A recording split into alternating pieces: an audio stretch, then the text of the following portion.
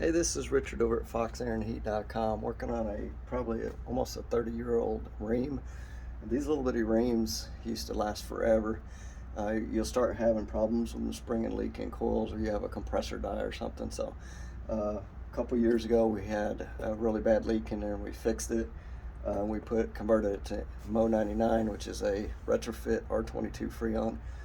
We knew down the line we're going to have to be putting some Freon in it, and we just wanted to make sure the customer wasn't spending more money than they had to. They were on a real budget at the time, and they weren't in a position to upgrade the system to a newer refrigerant, a more efficient system, so we just kept it working.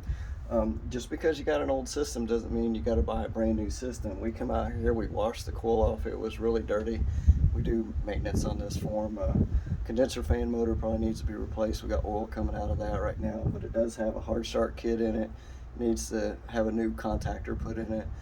Capacitor's okay right now. So just because you got an old unit, don't be afraid to call us and have us come out and take a look at it, because we'll get you up and running if we can. And we realize everybody's got a different situation, a different budget. So if we can keep you up and running, we will. At a point, you're going to want to upgrade to a new, more efficient system. But don't be afraid to call us. We're going to give you an honest answer. We're going to give you options. So some people will opt to go ahead and replace the system, and others, they'll just keep spending a little bit of money here and there and trying to upkeep an old system. So it's Richard over at foxironheat.com, working out on a Sunday. It's a little bit nice. Actually, it's cloud cover. It's going to rain this afternoon, but it's nice and not too warm right now. So let us know if we can help you with the fall checkouts.